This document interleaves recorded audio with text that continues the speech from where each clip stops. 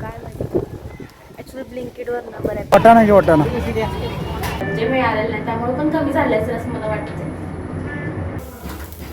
कारण पोह्याचं प्रमाणच आपलं इतकं योग्य होतं ना. आणि म्हणजे पर्सनली आम्हाला आता नको होते रवा. मला कालच बोलायचं होतं पण जाऊन 12 वर्ष पूर्ण झालेत आणि त्यांच्यानंतर ना म्हणजे ती इच्छा 5 जणांनी पण पूर्ण केली खरं. जे काही आम्हाला जो काही आत्ता जो आदर आणि जो काही सन्मान मिळतो ना, तर तो फक्त पप्पांच्यामुळे आहे. त्यांनी त्यात इमोशन्स मी कसे व्यक्त केलेत किंवा काय मला माहीत नाही. ते मोठं झाड झाले छानसं, त्याला आता हळूहळू हळूहळू फळं पण लागायला सुरुवात होती.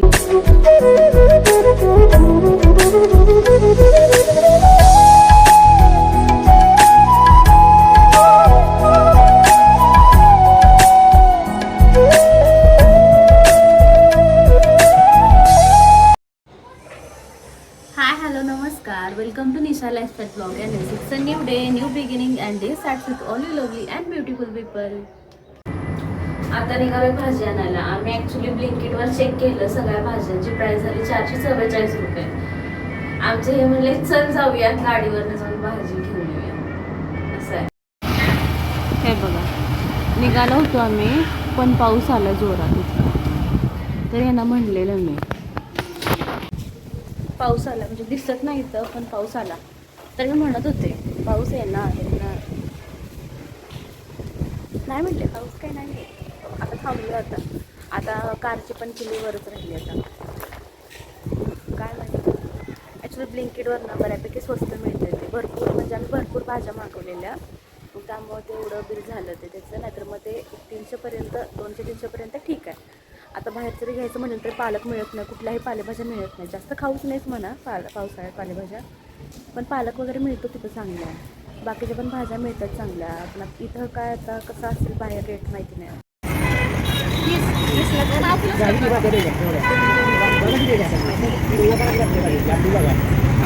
वाटाणा की वाटाणा कसा वाटाणा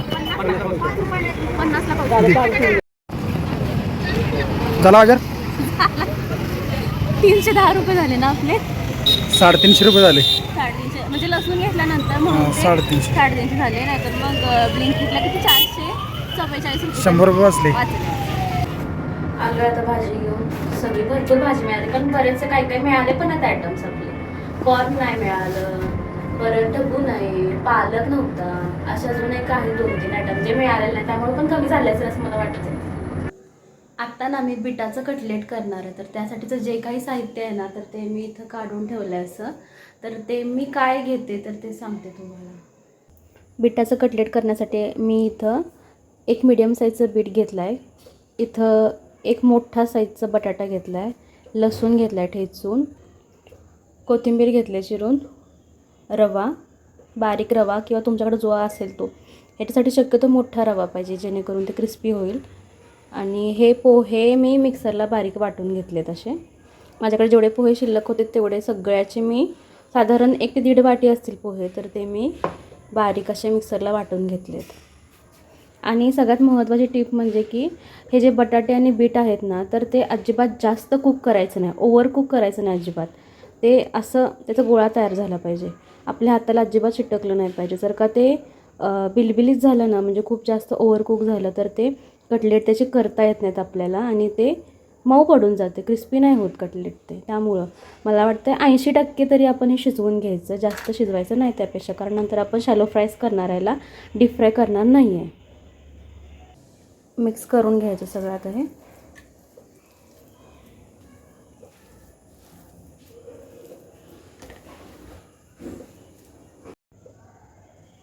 त्यानंतर हे बारीक केलेले पोहे आहेत ते घालून घ्यायचे.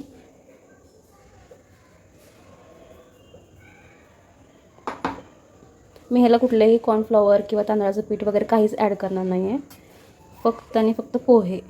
आणि हे ना पोह्यांचं म्हणजे पोह्यांचं जे काही प्रमाण असेल ना, तर ते आपल्या अंदाजानुसार घ्यायचं, जेणेकरून ते आपल्याला हाताने वळता आलं पाहिजे, बिलबिलीत नाही झालं पाहिजे ते.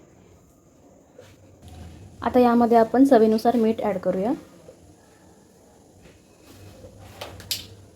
आणि परत भरपूर सारी कोथिंबीर.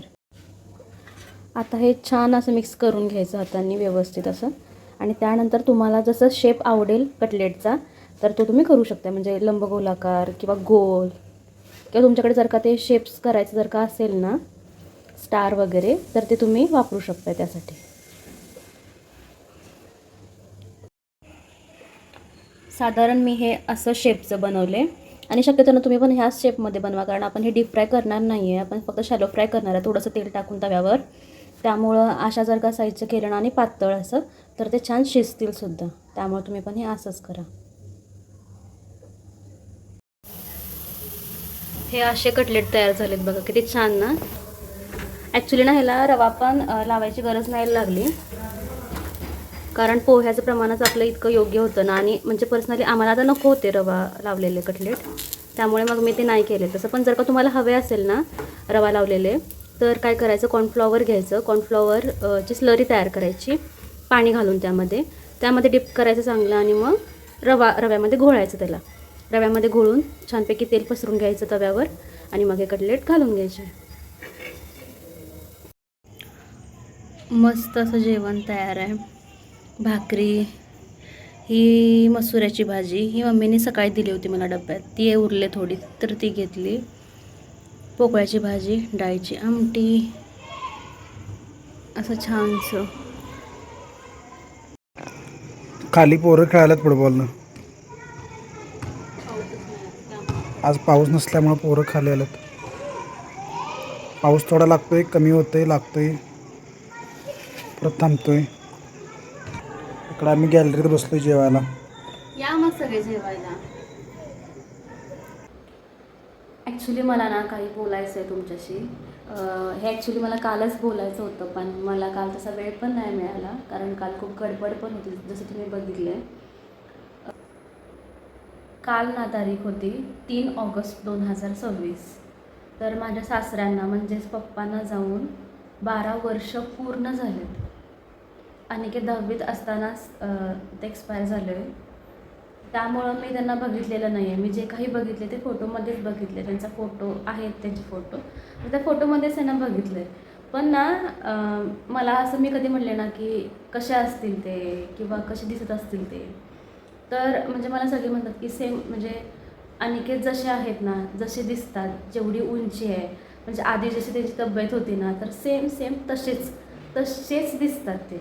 मग मी जेव्हा आम्हाला हे फोटो मिळालेत ना, पप्पांचा फोटो वगैरे नव्हता, ते जुन्या घरात होते. त्यानंतर मग आम्हाला असं साफसफाई करताना वगैरे ते फोटो सापडलेत. मी तेव्हा त्यांचा फोटो बघितला, तर तेव्हा मला वाटलं की हां, म्हणजे डिक्टो कॉपी, काहीच फरक नाही पप्पांच्यात आणि अनिकेत त्यांच्यात, काही म्हणजे काही फरक नाही. माझं ना नवीन जेव्हा लग्न झालं होतं नाही का, तेव्हा ओळख करून देतात, म्हणजे ज्यांना कुणाला माहीत नसेल त्यांना, की ही कुणाची असं विचारल्यावर सांगायचे की अगं ही केडी पाटलांची सून आहे, केडी पाटलांची सून आहे ही. तेव्हा असं इतकं भारी वाटायचं ना. म्हणजे त्यांनी हा रिस्पेक्ट हे कमवले, त्यांनी आयुष्यभर त्यांनी काय कमवले, तर तो रिस्पेक्ट, प्रत्येक माणसांचा जो काही रिस्पेक्ट आहे ना, आज मी जे बघते, अगदी म्हणजे आत्ता त्या बायका किंवा ती माणसं आत्तापर्यंत म्हातारी झालीत, ते सुद्धा म्हणतात, म्हणजे त्यांना आबा म्हणायचे, अजून पण म्हणतात की पाहिजे होते का आबा, पाहिजे होते का आता आबा. ती माणसं मला अजून पण सांगतात की अगं त्यांनी प्रत्येक गोष्टीत आम्हाला मदत केली आहे गं. त्यांच्याकडं असं कुठलं जात धर्म भेदभाव, कुठलं काही उच्च नीच काही नव्हतं त्यांच्याकडं तसं. कारण ते इतके सात्विक होते ना, ते एकतर ते माळकरीच होते. जास्त नॉनव्हेज नाहीच आमच्या घरी, जास्त होतच नव्हतं नॉनव्हेज, कारण मम्मीनी पण माळ घातली, त्यांनी पण माळ घातली. सगळी माणसं ना मला अजून पण म्हणतात की अगं त्यांनी मला प्रत्येक गोष्टीत मदत केली आहे गं. अगदी म्हणजे जिथं आम्हाला नडले, जिथं कोणीही नव्हतं आमचं ना, तर तिथं आबा होते, त्यांनी सगळं केलं आहे आमच्यासाठी. अगदी आपल्या माणसासारखं, अगदी रक्ताच्या नात्यासारखं त्यांनी आमचं सगळं केलं आहे, असं जेव्हा म्हणतात ना, म्हणजे मी हे फक्त ऐकूनच, आम्ही कुठंही जाऊ दे गावात, कुठं म्हणजे कुठंही जाऊ दे, पण आम्हाला जो काही आत्ता जो आदर आणि जो काही सन्मान मिळतो ना, तर तो फक्त पप्पांच्यामुळे आहे. त्यांनी ते कमवून ठेवले. आणि ऑब्व्हियसली माझ्या सासूबाईंनी पण, त्यांना साथ दिली. आधीचे दिवस होते ते त्यांनी दोघांनी एकत्र मिळून टॅकल केले, इतके हार्ड दिवस, जे आता आम्हाला त्यांच्या कृपेमुळं ते आता त्याचा 1% मला नाही आहे, कारण त्यांनी सगळं भोगून ते सगळं स्टेबल केल्या. ती लेवल एकदम स्टेबल केल्या. अगदी शेतीचं असू दे, बाकीचं असू दे, 5 मुलांची ह्या संगोपन असू दे, त्यांना शाळा शिकवणं असू दे, त्यांची लग्न असू दे, जिथल्या तिथं सगळं केलं आहे. पप्पांच्या नंतर मम्मीने तो रोल पूर्ण पार पाडला. कारण कसं असतंय, नवरा गेल्यानंतर ते एक दुःख असते, पण मागं पोरं आहेत, पोरांची लग्न आहे. तेव्हा फक्त मोठ्या नंदुबाईंचं तेवढं माझं लग्न झालं होतं. बाकी सगळ्यांची लग्न वगैरे व्हायची होती, शिक्षणं व्हायची होती. ते सगळं त्यांनी पण साथ दिली मम्मीने. नंतर मम्मीने पण भरपूर कष्ट केलेत आमच्या. आजपर्यंत ना प्रत्येक कार्यक्रमात असू दे किंवा कोणतंही आमच्या घरी कार्य असू दे, आम्ही सगळे एकत्र आलेलं असू दे, तर आवर्जून हा विषय निघतोच की पप्पा पाहिजे होते आता. हे आता असं असतं, पप्पा पाहिजे होते, तर आता तर वेगळंच असतं काहीतरी. अर्थात ती वाट काही कुणाला चुकलेली नाही. आपण असं वाटतं की आत्ता ते भोगायला पाहिजे होते. त्यांच्या मुलांनी त्यांच्यानंतर जो काही संसार उभा केला आहे, घरं उभारली, शेती सांभाळत आहे दोघं पण, माणसं बहिणी सगळं सांभाळून आहेत दोघं पण, ते बघण्यासाठी कुठेतरी ते पाहिजे होते असं वाटतं मला तरी. आणि सगळ्यांनाच वाटते ते, का नुसतं मला नाही वाटत, ते सगळ्यांनाच वाटते ते. ऑब्व्हियसली कुणाला नाही वाटणार की आपलं माणूस इतक्या चांगल्या दिवसात आपल्यासोबत पाहिजे होतं ना. त्याने ते भोगलं असतं सगळं, गाडीतनं फिरले असते, 2-2 लेकांचं सगळं व्यवस्थित झालेलं सगळं बघितलं असतं. हे असं कुणाला नाही वाटणार, प्रत्येकांना तर वाटतंयच ते. आणि पप्पांचं असं होतं की म्हणजे 3 मुली, मग म्हणजे गावातले सगळे म्हणतात ना की काय 3च मुली आहे, तुम्ही कशाला शिकवताय, लग्न करून रिकामं व्हा त्यांची, असं म्हणायचे. म्हणजे मम्मी सांगतात मला नेहमी हे. तर पप्पा म्हणायचे नाही, मी माझ्या मुलांना पण दोन्ही शिकवणार आहे आणि माझ्या तिन्ही मुलींना पण शिकवणार आहे. म्हणजे हे विचार त्यावेळेला, ते पण खेडेगावात, तेव्हा कुठलीही परिस्थिती नव्हती. असं पण नाही किंवा परिस्थिती होती, शिकवायचं आहे, पैसे आहेत म्हणून घालायचं आहे, तर असं नाही.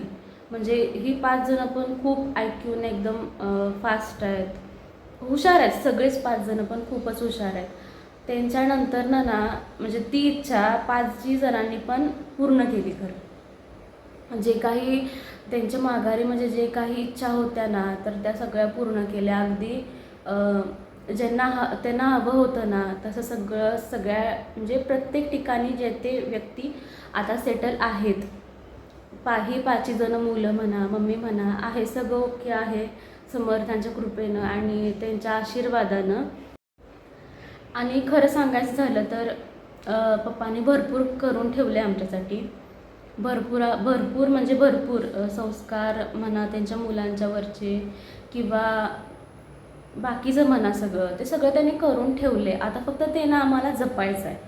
ह्यात वाढवता जरी नाही आलं ना आम्हाला, तरी हे आहे ते फक्त जपलं ना तरी खूप आहे. खूप म्हणजे पुष्कळ आहे. मी सांगू पण नाही शकत ते. इतकं आहे. त्यांनी खूप करून ठेवले आमच्यासाठी. तर ते फक्त आता ते जपायचं आहे. अगदी मनापासून जपायचं आहे ते. आणि प्रगती करायची भरपूर. आणि ऑब्व्हियसली त्यांचा तर आशीर्वाद नेहमी आमच्यासोबत असतो आणि तो नेहमीच राहणार. आणि आजपर्यंत ह्या 5 जणांनी पण किंवा आता आम्ही दोघी, गायत्री आणि मी, आता आम्ही आलो आता नवीन ह्या घराण्यात, तर आम्ही पण हेच ट्राय करतोय की पप्पांच्या इमेजला कुठंही धक्का नको लागायला. त्यांनी जे कमवलंय ना आजपर्यंत, त्याला जरा पण धक्का नको लागायला. फक्त ही आमची एवढीच भावना असते. म्हणजे अनिकेत तरी मला कायम म्हणतात की जे काही करायचं आहे ना ते आपलं विचार करूनच करायचं. आणि ना मम्मी वगैरे सांगतात की म्हणजे पप्पा गेल्यानंतर ना कोणतीच कमी अशी कधी भासली नाही. म्हणजे सगळ्या गोष्टी व्यवस्थित होत गेल्या. भाऊजी शिकले, परत हे शिकलेत, जॉबला लागलेत. कारण जबाबदारीच पडली अंगावर, ते करणं भागच होतं.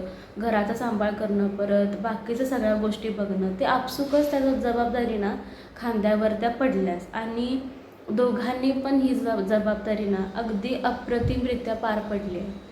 बाप नसताना, कारण हे त्यांनाच कळू शकते. मी हे जवळून बघते, कारण मला माहिती आहे अनिकेत किती इमोशनल आहेत ह्या बाबतीत घेऊन.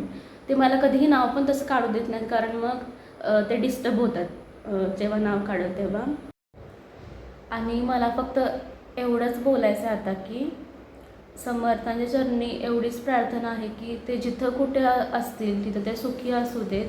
त्यांचा आशीर्वाद आमच्या सगळ्यांच्यावर नेहमी असू दे, जो की आहेच आत्तापर्यंत, म्हणून तर एवढं सगळे उभं राहिले आहे. त्याशिवाय हे इम्पॉसिबल होतं.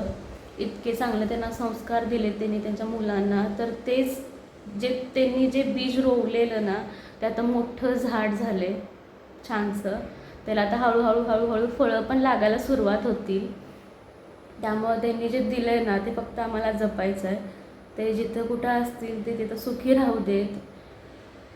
त्यांची कायम आमच्यावर लक्ष राहू दे, बास. मी फक्त आता इतकंच बोलू शकते. जे काय मी बोलले मला माहीत नाही, मी काय ते ठरवून कधीच कुठल्याच गोष्टी मी ठरवून बोलत नाही कधीच. जे माझ्या मनात आलं ते मी शेअर केलं आणि ते खरंच अगदी मनापासून होतं. पप्पांच्या विषयी अजून खूप काय बोलायचं पण होतं, पण मला माहीत नाही मी ते डिस्क्राईब कसं करू. मला हे खरंच काय कळत नव्हतं की मी ते डिस्क्राईब कसं करू माझ्या भावना, हे मला खरंच काय कळत नव्हतं. मला जे मनापासून वाटलं ते मी शेअर केले. त्यामुळं आणि जर का अजून बोलत गेले तर ब्लॉग हा खूप मोठा होईल आणि जास्त मी बोलू शकत नाही ह्याच्यापेक्षा. नाही तर इतकी मी ऑलरेडी 98% मी खूपच इमोशनल आहे आणि मला आता त्याचं इमोशन्स मी कसे व्यक्त केलेत किंवा काय मला माहीत नाही. ते मला फक्त एवढंच म्हणायचं आहे की मला जे काही म्हणायचं होतं ना तर त्या माझ्या भावना तुमच्यापर्यंत पोहोचल्यात की नाही नीट मला माहिती नाही ते, पण मला तरी खूप छान वाटते. खूप मन माझं हलकं झाल्यासारखं वाटते. आजच्यासाठी फक्त हे इतकंच. आय होप माझ्या भावना तुमच्यापर्यंत पोहोचल्या असतील व्यवस्थित. हा ब्लॉग मी इथंच एंड करते. तर भेटूया उद्या पुन्हा एका छानशा नवीन ब्लॉगमध्ये. हा ब्लॉग जर का तुम्हाला आवडला असेल तर प्लीज लाईक करा, शेअर करा, कमेंट करा आणि सबस्क्राईब करायला अजिबात विसरू नका.